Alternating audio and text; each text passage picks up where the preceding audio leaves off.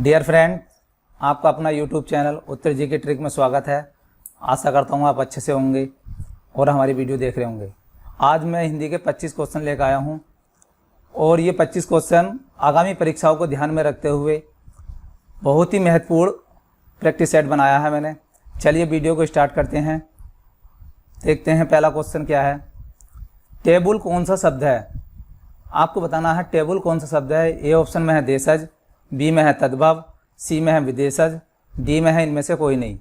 यानी टेबल तो है, टेबल के नाम से पता चल जाएगा कि विदेशी शब्द है, तो ये इसका सही आंसर होगा हमारा विदेशज। चलिए अगला प्रश्न देखते हैं। ईमानदारी कौन सा संज्ञा है? यानी आपको बताना है ईमानदारी कौन सी संज्ञा है। ए ऑप्शन में व्यक्तिवाचक, बी में है भाववाचक, सी में है समूहवाचक और डी में है इनमें से कोई नहीं। ईमानदारी तो है वो हमारा एक भाव है और यह हमारा बी ऑप्शन हमारा सही होगा, भाववाचक। चलिए अगला प्रश्न देखते हैं। मैं कौन सा पुरुष है? आपको बताना है मैं कौन सा पुरुष है। ए ऑप्शन में है उत्तम पुरुष, बी में है मध्यम पुरुष, सी में है अन्य पुरुष, डी में है इनमें से कोई नहीं। तो इसका जो सही आंसर होगा ए उत्तम पुरुष। मध्यम पुरुष में कौन से आते हैं? मध्यम पुरुष में आते हैं तुम और आप। अन्य में आते हैं वह है, यह है और इन में क्या हो गया हमारा उत्तम पुरुष हो गया। ख्याल कौन सा शब्द है?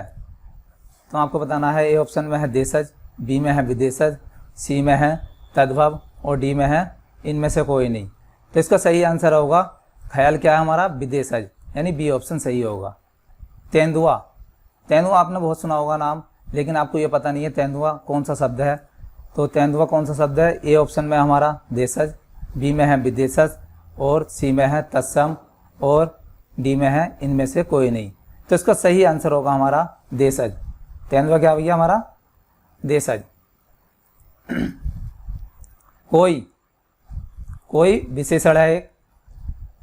कौन सा विशेषण है आपको बताना है।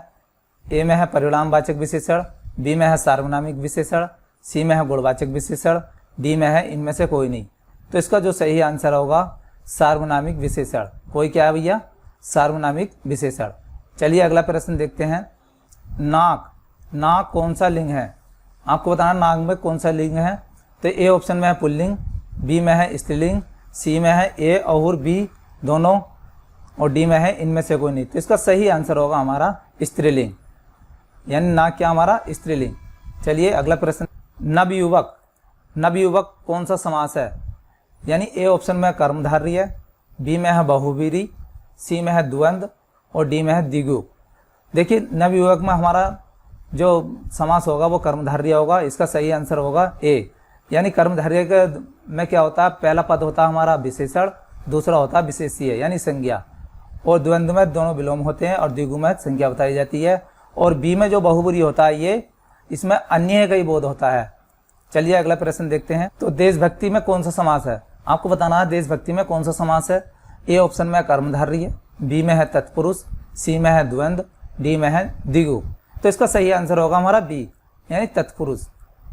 चलिए अगला प्रश्न देखते हैं। यदि तुम चलो तो मैं भी चलूं, कौन सा वाक्य है? यदि तुम चलो तो मैं भी चलूं, कौन सा वाक्य है? ए ऑप्शन में है विस्मयवाचक वाक्य, बी में है आज्ञावाचक वाक्य, सी में है संकेतवाचक वाक्य और डी में है निषेधवाचक वाक्य। इसका सही आंसर होगा हमारा सी, संकेतवाचक वाक्य। यानी ये कंडीशन वाक्य होते हैं शर्त वाले, यदि तुम चलो तो मैं भी चलूं। चलिए अगला प्रश्न देख। रसभरा, यानी रसभरा कौन सा तत्पुरुष समास है? आपको बताना है कौन सा तत्पुरुष समास है इसके अंदर। ये ऑप्शन में है कर्म तत्पुरुष, बी में है करण तत्पुरुष, सी में है संप्रदान तत्पुरुष, डी में है इनमें से कोई नहीं। तो इसका सही आंसर होगा हमारा बी, यानी करण तत्पुरुष। चलिए अगला प्रश्न देखते हैं। पदबंध, आपको बताना है पदबंध कितने प्रकार के होते हैं।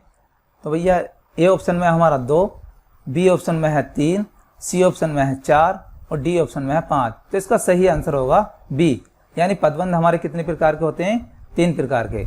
निम्नलिखित में से आग का पर्यायवाची शब्द नहीं है। आपको बताना है आग का पर्यायवाची शब्द नहीं है। ये ऑप्शन में है वायु सखा, बी में है हुतासन, सी में है विवावासु, डी में है विपतगा। यानी इसका जो सही आंसर होगा डी होगा। ये डी है। बी पद का किसका है? ये भैया गंगा का है। बाकी किसके हैं? सब आग के हैं। चलिए अगला प्रश्न देखते हैं। निम्नलिखित में से इच्छा का पर्यायवाची शब्द नहीं है। तो इसका ए ऑप्शन में है लिप्सा, बी का है, बी ऑप्शन में है कामना, सी में है यातना और डी में है स्पृहा। तो इसका सही आंसर होगा यातना। यानी लिप्सा और कामना स्पृहा किसके हैं? इच्छा के। तो इसका सही आंसर क्या होगा हमारा? C option. चलिए अगला प्रश्न देखते हैं। निम्नलिखित में से पानी का पर्यायवाची शब्द नहीं है। ए ऑप्शन में है अम्बु, बी में है सर, सी में है मेघपुष्प और डी में है नीर। तो इसका सही आंसर होगा हमारा बी, यानी सर। सर किसका होता है? तालाब का। चलिए अगला प्रश्न देखते हैं। विशेषण कितने प्रकार के होते हैं? विशेषण कितने प्रकार के होते हैं आपको बताना है। ए ऑप्शन में है 2, बी ऑप्शन में है 4, सी ऑप्शन में है 6 और डी ऑप्शन में है 3। तो विशेषण हमारे कितने प्रकार के होते हैं भैया? विशेषण होते हैं हमारे 4 प्रकार के। इसका बी आंसर सही होगा। चलिए अगला प्रश्न देखते हैं। सर्वनाम, सर्वनाम कितने प्रकार के होते हैं? सर्वनाम कितने प्रकार के होते हैं आपको बताना है। ए ऑप्शन में होते हैं 3, बी में है 4, सी में है 5 और डी में है 6। यानी सर्वनाम कितने प्रकार के होते हैं भैया? 6 प्रकार के। इसका सही आंसर होगा डी। चलिए अगला प्रश्न देखते हैं। चलिए अगला प्रश्न क्या है? उत्पत्ति की दृष्टि से शब्दों के कितने भेद हैं? यानी उत्पत्ति की दृष्टि से शब्दों के कितने भेद हैं? ए ऑप्शन में है 2, बी ऑप्शन में है 4, सी ऑप्शन में है 5 और डी ऑप्शन में है 7। यानी इसका सही आंसर होगा हमारा बी, यानी 4। उत्पत्ति के कौन कौन से होते हैं भैया उत्पत्ति की दृष्टि से? तत्सम, तद्भव, देशज और विदेशज। ये उत्पत्ति की दृष्टि से 4 भेद होते हैं इसके। चलिए अगला प्रश्न देखते हैं। रचना की दृष्टि से शब्दों के कितने भेद हैं? ए ऑप्शन में है 2, बी ऑप्शन में है 3, सी ऑप्शन में है 4 और डी ऑप्शन में 5। तो इसका सही आंसर होगा हमारा बी, यानी 3 होते हैं। चलिए अगला प्रश्न देखते हैं। इनमें से कौन सा शब्द संज्ञा से बना हुआ विशेषण है? आपको बताना है इनमें से कौन सा शब्द संज्ञा से बना हुआ विशेषण है। ए ऑप्शन में है कृपा, बी में है जाति, सी में है नमक और डी में है कुलीन। यानी कुलीन इसका सही आंसर होगा।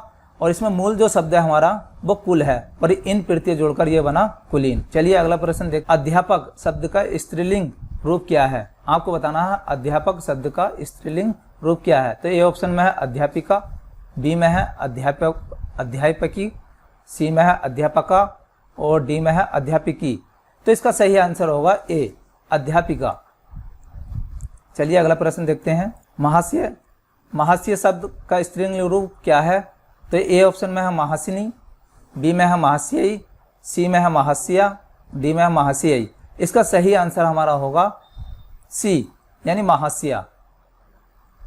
चलिए अगला प्रश्न देखते हैं। नेता, नेता शब्द का स्त्रीलिंग रूप क्या होगा? अगर हमें नेता का स्त्रीलिंग बनाना है तो क्या होगा इसका? ए ऑप्शन में है नेत्री, बी में है नेतिन, सी में है नेत्र और डी में है नेताजी।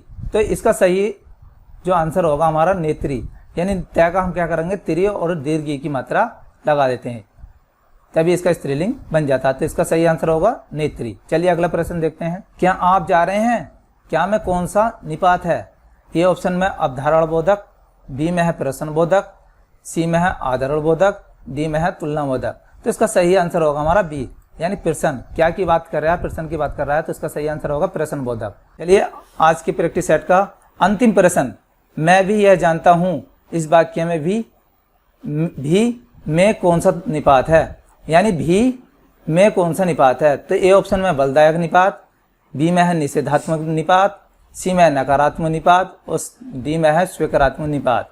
तो इसका सही आंसर होगा बलदायक निपात। यानी मैं भी, अगर मैं इसे साधारण वाक्य में बोलूं मैं यह जानता हूं तो इस पे बल नहीं दिया जाएगा, और मैं भी जोड़ दूं, इसमें भी लगा दूं तो भी क्या हमारा बलदायक है, वाक्य में जोड़ देने के लिए प्रयोग किया जाता है। तो आज के ये थे 25 प्रश्न। कैसी लगी वीडियो? वीडियो अच्छी लगी हो तो वीडियो को लाइक कर देना और अपने दोस्तों में ज़्यादा से ज़्यादा शेयर कर देना। अगर आपने अभी तक हमारा चैनल सब्सक्राइब नहीं किया हो तो चैनल को सब्सक्राइब कर लें। वीडियो में अंत तक बने रहने के लिए धन्यवाद।